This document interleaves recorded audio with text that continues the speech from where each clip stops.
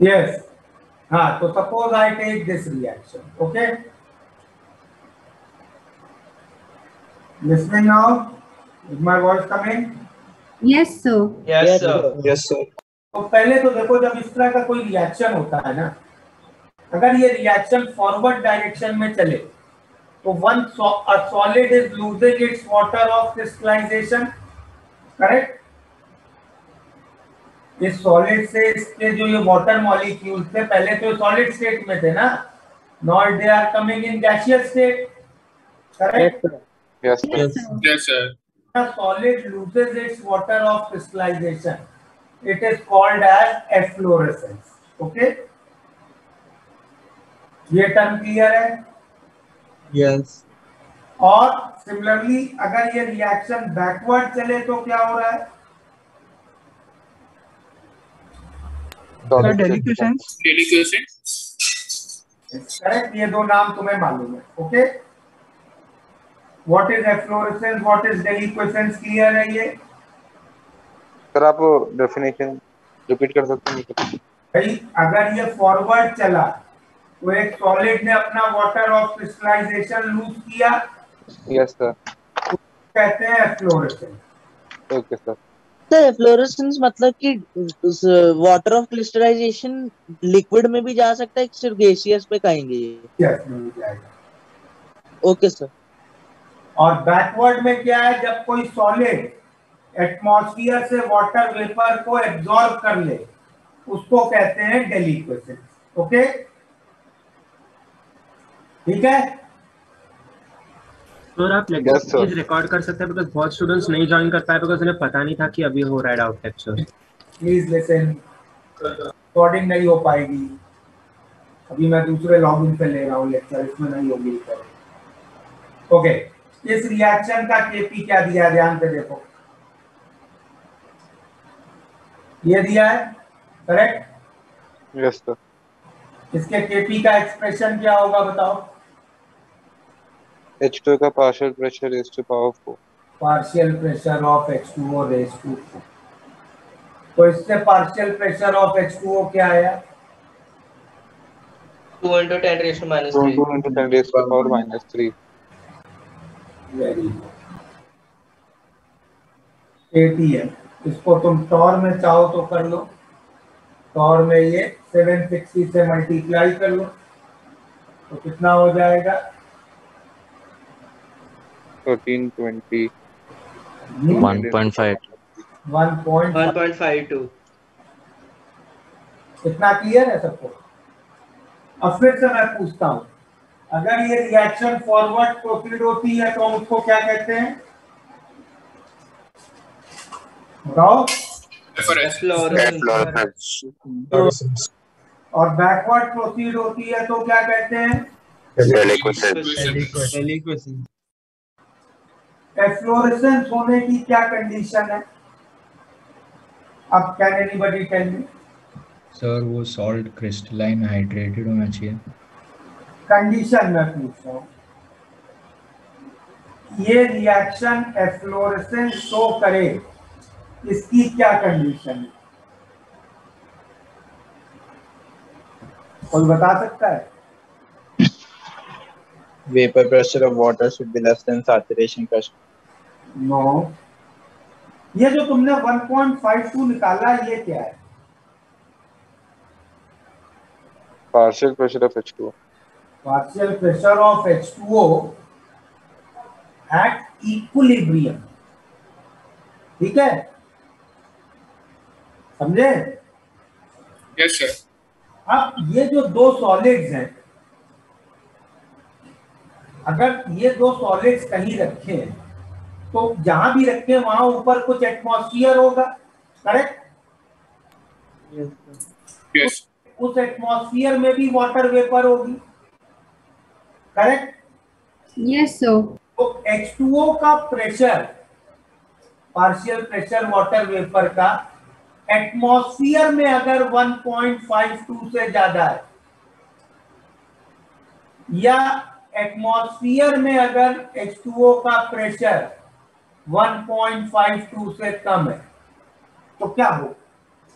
अगर 1.52 से ज्यादा है एटमॉस्फेयर में तो इस रिएक्शन को किधर चलना पड़ेगा? Backward. Backward direction. चलना पड़ेगा, तो डेलिक्वेसेंस होगी, करेक्ट? Yes, sir. अगर 1.52 से ज्यादा है तो ये रिएक्शन फॉरवर्ड चलेगा और एफ्लोरेसेंस होगी। क्लियर? Yes, sir. ये समझ में आया इतना? सर एक बार आप ये स्टेटमेंट फिर रिपीट करेंगे क्या? इक्विलिब्रियम में वाटर वेपर का प्रेशर कितना चाहिए? 1.52 टॉर। मान लो मैं इस सॉलिड को X कह रहा हूं, इसको Y, ठीक है? और इन दोनों सॉलिड X और Y को मैंने एक कंटेनर में रख दिया, ओके? अब इस कंटेनर में XY सॉलिड के ऊपर एयर होगी। Yes sir. उस एयर में भी वाटर वेपर होगा। Yes sir. अब उस वाटर वेपर का प्रेशर अगर 1.52 है तो ये दोनों सॉलिड्स एक दूसरे के साथ इक्विलिब्रियम में रह सकते हैं। Yes sir. हाँ। एटमॉस्फेयर या एयर में वाटर वेपर का प्रेशर 1.52 है तो सॉलिड X और Y इक्विलिब्रियम में रह सकते हैं, करेक्ट? Yes sir. अगर 1.52 से कम है तो क्या होगा? ये X और Y दोनों है तो ये सर लो शर्टलियस प्रिंसिपल लगेगा तो आगे पीछे होगा उस हिसाब से। Got it sir. तो लगेगा भाई, इसमें Q less than K, Q greater than K देखो ना। अगर एटमॉस्फेयर में वाटर वेपर का प्रेशर 1.52 से कम है तो Q is less than K। अच्छा sir, got it. Q is less than K तो रिएक्शन आगे चलेगा, यस सर। एफ्लोरेसेंस होगी, करेक्ट? Yes sir. और Q less than K, Q greater than K, reaction backward चलेगा, डेलिक्वेसेंस होगी, करेक्ट? Yes, sir. ये समझ में आ गया ना सबको? Yes, sir. एफ्लोरेसेंस और डेलिक्वेसेंस टर्म्स अगर क्लियर हैं तो नाउ मैं क्विकली पैसेज सी कर देता हूं, वो अब बहुत सिंपल बचा। फिर उस प्रॉब्लम पे आते हैं विच आई हैव गिवन। पैसेज सी देख लीजिए। तो तीनों रिएक्शन में उन्होंने इक्विलिब्रियम का प्रेशर पूछा है, तुम सिमिलरली निकालोगे। 1 का तो हम लोगों ने निकाला था, 2 × 10⁻³ atm, that was 1.52 torr। Second का भी वैसे ही निकालोगे तो इट विल कम 3 × 10⁻³ atm और 2.28 टॉर। और थर्ड का निकालोगे तो it will come 10⁻² atm, that is 7.6 torr. ठीक है, तो ये तो फर्स्ट प्रॉब्लम का आंसर हो गया। फर्स्ट का आंसर हो गया क्या? ए। ठीक है, सेकंड में पूछा, अब यहां से ध्यान देते हैं। सेकंड में पूछा which is most effective drying agent, सबसे अच्छा ड्राइंग एजेंट कौन है? कैसे देंगे आंसर इसका? क्या लॉजिक होगा भाई? ड्राइंग एजेंट क्या होता है? What do you mean by drying agent? Sir absorbs water, कम H2O। Absorbs water. सॉलिड डाई को लिक्विड करते हैं। तो एटमॉस्फेयर को ड्राई कर दे, करेक्ट? Yes sir. एटमॉस्फेयर को ड्राई कर दे मतलब एटमॉस्फेयर से वाटर वेपर एब्जॉर्ब कर ले। Yes sir. तो तुमसे पूछा है कौन बेस्ट तरीके से बेस्ट ड्राइंग एजेंट है, मतलब कौन सबसे ज्यादा एब्जॉर्ब कर सकता है? तो you can see definitely it is SrCl2.2H2O। Yes sir. क्योंकि वो तब तक एब्जॉर्ब करता रहेगा जब तक प्रेशर 1.52 ना आ जाए। करेक्ट? समझ में आया? Yes, sir. सर एक बार फिर से एक्सप्लेन कर सकते हैं? भाई अगर मैंने मान लो एक जगह प्रेशर है 20, ये एक कंटेनर है, ठीक है, 20 टॉर है, ठीक है। हाँ सर। एक और कंटेनर है उसमें भी 20 टॉर है, इसमें मैंने SrCl2.2H2O रख दिया, इसमें मैंने Na2SO4 रख दिया। अब ये दोनों लोग वाटर वेपर एब्जॉर्ब करना शुरू करेंगे। हाँ सर। ये फाइनली कहां पे ले आएगा वाटर वेपर के प्रेशर को, बताओ? 1.52 और ये कहां पे ले आएगा? 2.28 तक ही है। 2.28 में तो तीसरा वाला था ना 7.6। हाँ हाँ सर। तो किस अच्छा इसकी कंटेनर में अभी एयर ज्यादा ड्राई है? ये एस पहले वाले में SrCl तो मतलब that is a better drying agent. हाँ सर। में ज्यादा ड्राई कर दिया। ओके, ठीक है, यहां तक। थर्ड वाला देखते हैं। थर्ड में क्या दिया है? तो हाँ, तो सर हम 1.52 को ऐसा रेफरेंस ले रहे हैं क्या? नहीं रेफरेंस क्यों लेंगे यार, वो इस रिएक्शन जो दी है उसके लिए इक्विलिब्रियम प्रेशर है ना। हाँ हाँ। थर्ड प्रॉब्लम, अब तुमसे पूछ रहे हैं Na2SO4.10H2O एफ्लोरेसेंस कब शो करेगा, किस रिलेटिव ह्यूमिडिटी पे? तो थर्ड रिएक्शन के एफ्लोरेसेंस की कंडीशन क्या है? थर्ड रिएक्शन का इक्विलिब्रियम पे प्रेशर कितना है? 7.6 10⁻²⁰. एयर में वाटर वेपर का प्रेशर अगर 7.6 से कम हो तो एफ्लोरेसेंस दिखेगी? यस और no? Yes sir. Yes sir. तो क्या रिलेटिव ह्यूमिडिटी चाहिए? रिलेटिव ह्यूमिडिटी क्या होता है? Partial pressure of H2O in air upon saturation vapour pressure, correct? Saturation vapour pressure तुम्हें देखो पैसेज की लास्ट लाइन में कितना दिया है? 15.2 टॉर. 2 टॉर. 2 टॉर। तो अब एफ्लोरेसेंस के लिए हमें क्या चाहिए? एयर में वाटर वेपर का प्रेशर 7.6 से कम होना चाहिए, तो मतलब 50% से कम. तो relative humidity should be less than 50%, ठीक है? Yes sir. तो इसके आंसर्स होंगे ए और सी। शायद बुकलेट में गलत दिया है, डी दिया है, डी गलत है। डी पे तो कुछ नहीं होगा, डी पे तो इक्विलिब्रियम है, करेक्ट? Yes sir. और सिमिलरली फोर्थ में पूछा है Na2SO4 डेलिक्वेसेंस कब शो करेगा, बताओ क्योंकि थर्ड रिएक्शन में greater than when relative humidity is greater than 50%, correct? Yes sir. तो ये फ्लोरेसेंस डेलिक्वेसेंस का प्रॉब्लम समझ में आया? Yes sir. Yes sir. अब इसी पे Yes sir. और डिफिकल्ट क्वेश्चन दिया मैंने। ये दिया कि इस कंटेनर में चारों सॉलिड ABCD रखे हैं 5-5 मिली। अब बताओ इस प्रॉब्लम को शुरू कैसे करें? Now can anybody discuss the starting approach? Simultaneous होगा. साइमल्टेनियस इक्विलिब्रियम होगा. साइमल्टेनियस इक्विलिब्रियम होगा। अटेम्प्ट किया इस प्रॉब्लम को?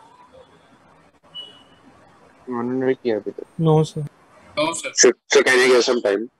चलो अब take 10 minutes up. I think you know the basic concepts of efflorescence, deliquescence, relative humidity. तो पैसेज का स्लाइड दिखा सकते हैं?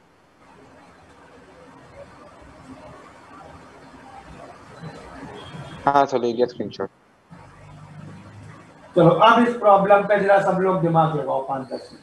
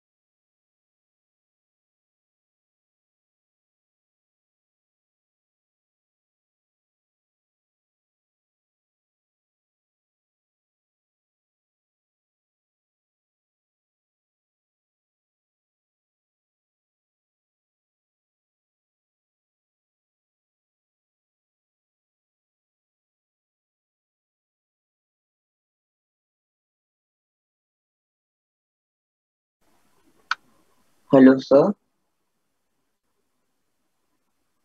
बोलो। सर आपने लास्ट क्वेश्चन में relative humidity is equal to pressure of H2O comma air upon saturated vapour pressure लिखा था सर, ये कोई फॉर्मूला है या क्या है? ये फॉर्मूला है रिलेटिव ह्यूमिडिटी का। और सर अगर आप एक बार सब स्लाइड दिखा सकते हो सर, स्क्रीनशॉट ले लेंगे, क्योंकि जब मैंने ज्वाइन किया जब आप एफ्लोरेसेंट और डेलिक्वेसेंट पढ़ा रहे थे। वो वही कराया है, ये रिलेटिव ह्यूमिडिटी का फॉर्मूला दिया था स्टेज पे।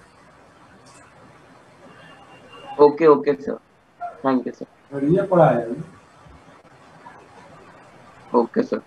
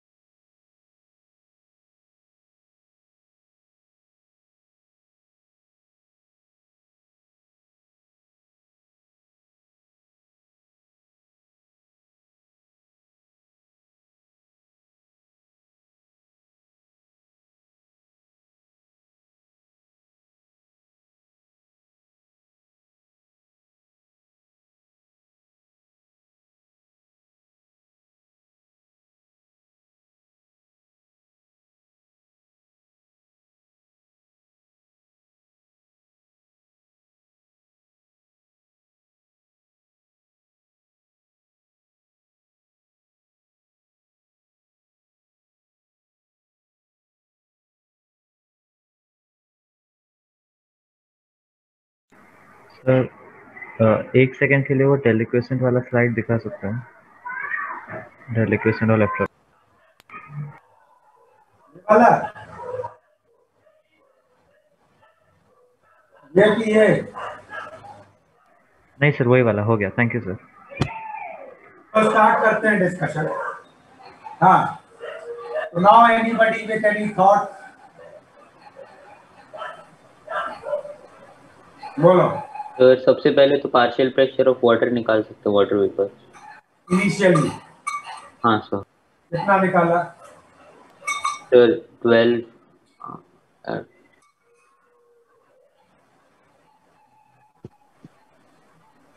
तो पहले वाले केस में वो फिर अगर सपोज x तक हम मान रहे जा रहे हैं रिएक्शन, तो 1200 x आ रहा है इसका। ये हो गया। अब आगे चलिए। अब पहले रिएक्शन को इक्विलिब्रियम के लिए वाटर वेपर का प्रेशर कितना चाहिए? 1.52 टन। 1.52 टन। और दूसरे रिएक्शन को 7.6 into 10 to the power 7.6 ton. 7.6 ton. Somebody said to me कि they will achieve, क्या होगा दो रिएक्शन है तो साइमल्टेनियस। मुझे अब समझाना था तुम्हें, ये सबसे इसलिए इंपॉर्टेंट है कि इस सिचुएशन में दो रिएक्शन होते हुए भी साइमल्टेनियस इक्विलिब्रियम अचीव नहीं हो पाएगा। हो ही नहीं सकता ना, लॉजिकली सोचो। पहले रिएक्शन को इक्विलिब्रियम के लिए कितना प्रेशर चाहिए वाटर वेपर का कंटेनर में? 1.5 and second is 7.56. दो प्रेशर सकते हैं वाटर वेपर के। भाई सेम कंटेनर में वाटर वेपर के प्रेशर की दो वैल्यू थोड़े ना होंगी। Yes sir. तो यहाँ पे साइमल्टेनियस इक्विलिब्रियम अचीव नहीं हो सकता। ओके, तो यहाँ पे we will see a situation of competitive equilibrium. मतलब क्या, चलो ऐसे शुरू करते हैं। अभी प्रेशर कितना है? स्टार्टिंग में वाटर वेपर का प्रेशर कितना है? 12 वेपर। तो दोनों रिएक्शन कैसे चलने की कोशिश करेंगे? दोनों रिएक्शन क्या चाहेंगे? Deliquescence. दोनों रिएक्शन डेलिक्वेसेंट शो करेंगे। ओके, चलिए दोनों रिएक्शन डेलिक्वेसेंट शो करेंगे। मैं ऐसे स्टार्ट करता हूँ। 1 मिलीमोल। सर इनिशियल कंडीशन में डेलिक्वेशन शो करेंगे ना? एक मिनट रुक जाओ, तो इनिशियली बात करना है ना अभी। ओके सर, थोड़ा कर दिया है, ठीक है। ऐसा टेबल सा बना के इसको स्टडी करते हैं।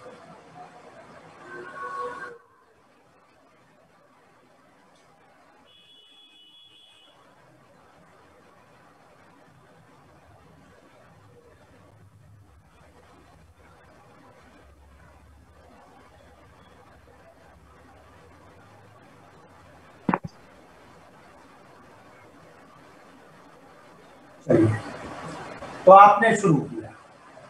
सबसे पहले क्या है, 5 मिलीमोल सारे के,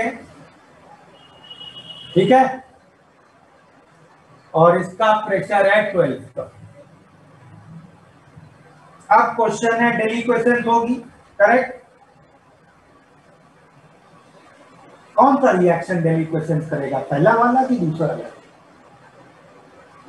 दोनों सर। बोथ। तो कैसे शुरू करें?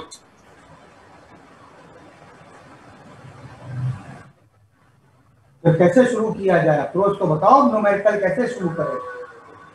बोथ मान लिया तो सिचुएशन बड़ी दिक्कत वाली हो जाएगी।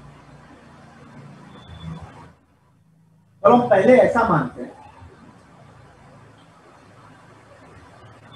कि दूसरा रिएक्शन पीछे चलना शुरू करता है। ओके, दूसरा रिएक्शन अपने इक्विलिब्रियम तक आता है। तो वो अपने इक्विलिब्रियम तक आएगा तो वो वाटर वेपर का प्रेशर कितना ले आएगा बताओ? 7.6 टॉर तक ले आएगा, ठीक है। और मैं ये कह रहा हूं अब तक पहले रिएक्शन में कुछ नहीं हुआ, वो चुपचाप देख रहा था। दूसरा रिएक्शन डेलिक्वेसेंस करके पीछे जा रहा था, ठीक है। अब 7.6 टॉर तक लाया। एक रफ कैलकुलेशन और कर लेते हैं गैसियस स्टेट से कि इस कंटेनर में 1 मिलीमोल कितने टॉर्क प्रेशर अप्लाई करें। ओके, तो PV is equal to nRT करें। P is equal to moles, मैं कह रहा हूं 1 मिलीमोल। R की वैल्यू 0.0821, टेम्परेचर दिया था 300, वॉल्यूम 8.21 लीटर। ये ATM में आएगा। 760 मल्टीप्लाई कर लो टॉर्क के लिए। बताओ जरा ये कैलकुलेट करके कितना आ रहा है? ये 100, 2.28 सर। 2.28, मतलब 1 मिलीमोल 2.28 का प्रेशर के इक्विवेलेंट है, ठीक है। अब तुमने वाटर वेपर का प्रेशर 12 टॉर से 7.6 टॉर किया, करेक्ट। तो यहां से यहां कितना प्रेशर ड्रॉप हुआ बताओ? 4.4 टॉर का, करेक्ट। अग्रीड। इसका मतलब कितने मिलीमोल्स वाटर वेपर मुझे कंज्यूम कराने पड़ेंगे? 1.93। 4.4 अपॉन 2.28, सही है? Yes sir. कितना आ रहा है ये? 1.9 समथिंग 1.93। 1.93। तो 1.93 मिलीमोल्स वाटर वेपर कंज्यूम कराएंगे। देखो मैं इधर एक और टेबल बना के चलता हूं।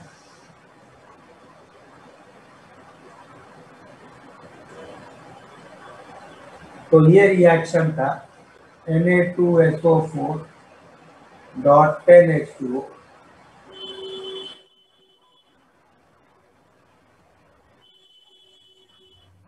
ठीक है, और तुम्हें इसके कितने मिलीमोल कंज्यूम कराने हैं?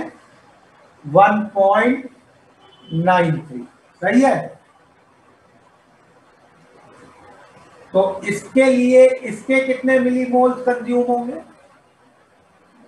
0.193। 0.193 और इसके उतने ही बन जाएंगे। करेक्ट? Yes sir. तो इस सिचुएशन में मोल्स क्या हो गए? इसके हो गए 5.193 और इसके बचे 4.807।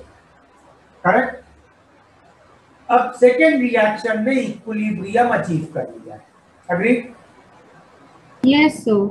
रिएक्शन तो चाहेगा कि कंटेनर के अंदर यही कंडीशंस बनी है, लेकिन फर्स्ट रिएक्शन ने अभी इक्विलिब्रियम अचीव नहीं किया। फर्स्ट रिएक्शन को ये चाहता है कि वाटर वेपर का प्रेशर और कम हो कंटेनर में। करेक्ट? यस और नो? Yes sir. तो फर्स्ट रिएक्शन और कम करने की कोशिश करेगा, डेलिक्वेसेंस करेगा। करेक्ट? लेकिन फर्स्ट रिएक्शन जैसे ही थोड़ा सा प्रेशर कम करने की कोशिश करेगा, सेकेंड रिएक्शन प्रेशर बढ़ाने की कोशिश करने लग जाएगा, क्योंकि उसको तो चाहिए 7.6 ही रहे प्रेशर। हाँ सर। तो फर्स्ट रिएक्शन अब डेलिक्वेसेंस शो करेगा और second reaction efflorescence. Correct? Yes sir. Yes sir. तो अब दिस इज कॉम्पिटिटिव इक्विलिब्रियम। अब दोनों एक दूसरे से कंपीट करेंगे। ओके? फर्स्ट रिएक्शन क्या करना चाहेगा? What will first reaction try to do? Deliquescence. Water vapour को रिड्यूस करना चाहेगा। तो वाटर वेपर को कौन सी स्पीशीज रिड्यूस करेगी फर्स्ट रिएक्शन में? B. Correct? Yes sir. B के कितने मिलीमोल्स हैं इस समय कंटेनर में? 5। और रिएक्शन क्या है उनका? SrCl2.6H।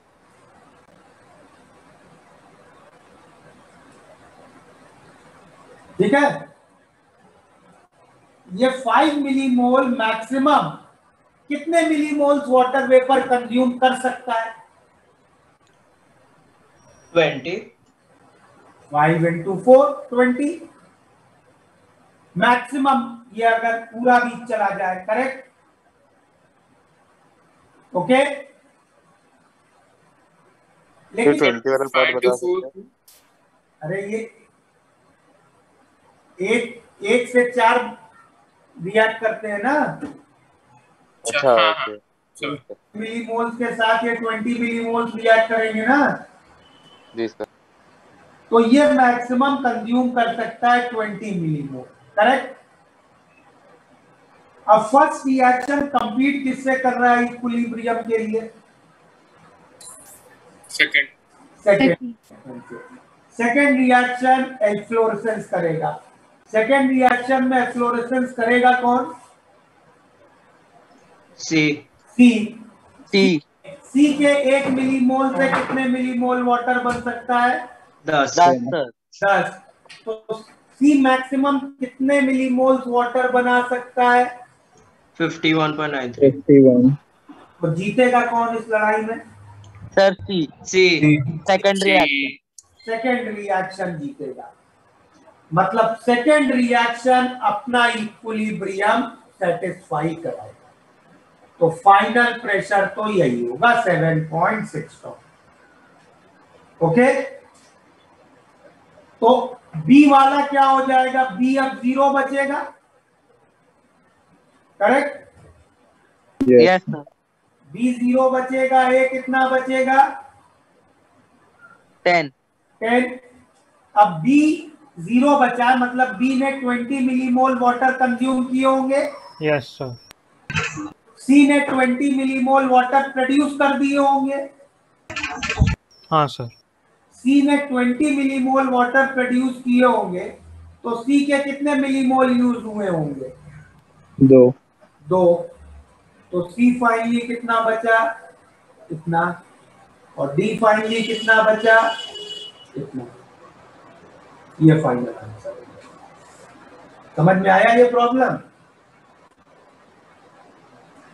सर ये मतलब हमने सेकंड रिएक्शन को कांस्टेंट मान के फर्स्ट को क्या होता फिर भी यही आंसर आता। मेथड 2 हम मानते हैं भाई शुरू में दोनों रिएक्ट किए। फिर से शुरू करता हूं ये प्रॉब्लम। 5 5 5 5 12 यही थी ना कहानी? हाँ सर। Yes sir. तो मैं मानता हूं दोनों रिएक्शन ने ड्राइव की। पहले रिएक्शन ने X की, दूसरे ने Y की। तो इसके कितने मिलीमोल्स बचे? 5 माइनस X, इसके 5 माइनस Y। तो इसके बन गए 5 प्लस Y, इसके भी बन गए 5 प्लस X। ठीक है। और 12 टॉर से नीचे मैं पहले स्टॉपेज पे आया 7.6 टॉर पे।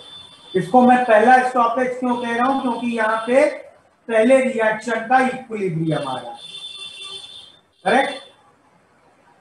Yes sir. पहला इक्विलिब्रियम यहाँ पे आ सकता है। इसके बाद कॉम्पिटिटिव होगा। यहां तक तो दोनों सेम डायरेक्शन में चल रहे हैं ना, दोनों ड्राइंग करा रहे हैं। करेक्ट? Yes sir. तो यहां तक वाटर वेपर के कितने मिलीमोल्स कंज्यूम हो गए? सेम 4.4 का ड्रॉप। करेक्ट? उसके लिए मिलीमोल्स कितने यूज हो गए? 1.93। 1.9। तो मैं लिख सकता हूं 1.93 is equal to 10y plus 4x। ये क्वेश्चन क्लियर है?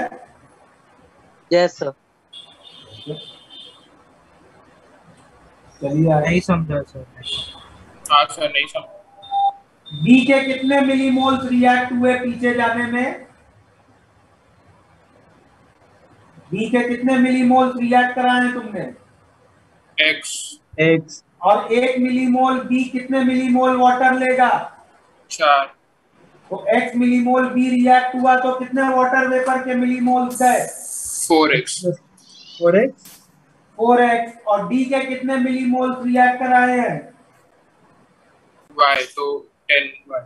10y। तो टोटल वाटर वेपर के कितने मिलीमोल्स गए? 10y plus 4x। That should be 1.93। Yes sir. ठीक है, यहां तक समझ में आया? Yes sir. अब कॉम्पिटिटिव इक्विलिब्रियम शुरू होगा। किसके किसके बीच? बी और सी के बीच। करेक्ट? बी वाला रिएक्शन डेलिक्वेसेंस करना चाहेगा, सी वाला एफ्लोरेसेंस करेगा। करेक्ट? Yes sir. तो बी मैक्सिमम कितने मिलीमोल्स वाटर वेपर कंज्यूम कर सकता है? 5 minus x into 4, 20 minus 4x। ठीक है, ये मैक्सिमम कितने बना सकता है? 5 plus Y into 10, 50 plus 4 plus 10y। ठीक है, अब क्लियरली दिख रहा है ये नंबर सी वाला बड़ा होगा बी से। Correct? Yes sir. Yes sir. 4x plus 10y तुम्हें मालूम है 1.93 है। ये क्लियर है ना सबको? हाँ सर। हाँ सर। तो मतलब सेकेंड वाला रिएक्शन ही जीतेगा। तो फाइनल प्रेशर तो 7.6 टॉर। करेक्ट? ये फाइनली 0 बचेगा, ये 10, ये 20 minus 4x water vapour consume कर लेगा। तो उसको बनाने के लिए B के कितने मिलीमोल्स लगेंगे? 2 + x/10 4x अपॉन 10 कितने मिलीमोल C लगेगा? Yes sir. Yes sir. That is 2 minus 4x/10, या भी ऐसे ही रहने दो, 20 माइनस 4x। यस वो सर बेटर। करेक्ट। तो इसके कितने बचे? सर एक डाउट है सर, आपने सेकंड मेथड में XY वाले में एंड में ये कैसे पता चला कि 10 बचेंगे A के? यार ये पूरा रिएक्ट होगा ना 5 minus x। Sir but maximum react तो सिर्फ 20 माइनस 4x हो सकता है, इतना समझा कि दूसरा रिएक्शन जीत जाएगा। 20 माइनस 4x वाटर वेपर के मिलीमोल्स है। Yes sir. अच्छा ओके, समझ गया सर। तो इसके कितने बचेंगे फाइनली? 5 प्लस y तो थे, उसमें से रिएक्ट कितने कर गए? 20 माइनस 4x/10। करेक्ट। ठीक है। हाँ सर। इसको जरा सॉल्व कर लेता हूं। 5 minus y, sorry 5 plus y minus 20 minus 4x/10, तो पूरा हो गया 3.193 y माइनस 20 प्लस 4x/10, 3.193। वही आ गया आंसर। ठीक है। यस। अब तुम अगर केवल पहले रिएक्शन से रिएक्ट करा के देखते तो भी यही आंसर समझिए। तो समझ में आया इस तरह का प्रॉब्लम कॉम्पिटिटिव इक्विलिब्रियम का? Yes sir. सर हाँ सर, आपने ऐसे कोई और बात में प्रॉब्लम कराया जिसमें आपने रिकॉर्डिंग की है? शायद 3 ईयर में कराया होगा। तो सर एक बार आप उसकी रिकॉर्डिंग भेज सकते हो ताकि हम रिविजिट कर सकते। Yes sir please. सर बहुत लेट मैसेज देखा सर, इसलिए। हाँ सर। मैंने इसका ना और बड़ा 3 ईयर में 3 रिएक्शंस का कॉम्पिटिटिव वाला कराया था। तुम लोग हाँ सर, तो वो भेज का कॉम्पिटिटिव कराया है। 3 ईयर में ये बुकलेट के तीनों रिएक्शन लेके कॉम्पिटिटिव इक्विलिब्रियम किया था। चलो ढूंढूंगा मैं रिकॉर्डिंग, अगर मिल गई तो भेजता हूं। Okay, thank you sir. Thank you sir. Thank you thank you sir. sir, can you just give that question and the answer so you can try it once? है इस पेज पे देखो। सर आप नोट्स अपलोड करोगे? Notes कर दूंगा आपको। Sir मेरे को Okay, एक डाउट था, ये सम दूसरे सम से रिलेटेड था, तो पूछो। अब यार दूसरा क्लास है मेरा। Okay sir. तुम अपनी नॉर्मल क्लास में पूछ लेना, ठीक है? सर लीव कर सकते हैं, हो गया, ये आखिरी था ना। Ending the meeting. Bye everyone. Sir इसका स्क्रीनशॉट्स भेज सकते हो आपके सॉल्यूशन का? भेज दूंगा। और सर रिकॉर्डिंग thank भी you, ढूंढ लेना ना, रिकॉर्डिंग भी ढूंढ लेना। Sir, so what is the condition for competitive equilibrium in front of Simultaneous heterogeneous equilibrium is never achieved. Heterogeneous reactions में simultaneous equilibrium नहीं आएगा। सर कभी नहीं आएगा? इस तरह का कॉमन प्रोडक्ट होगा तो कभी नहीं आएगा। Okay sir.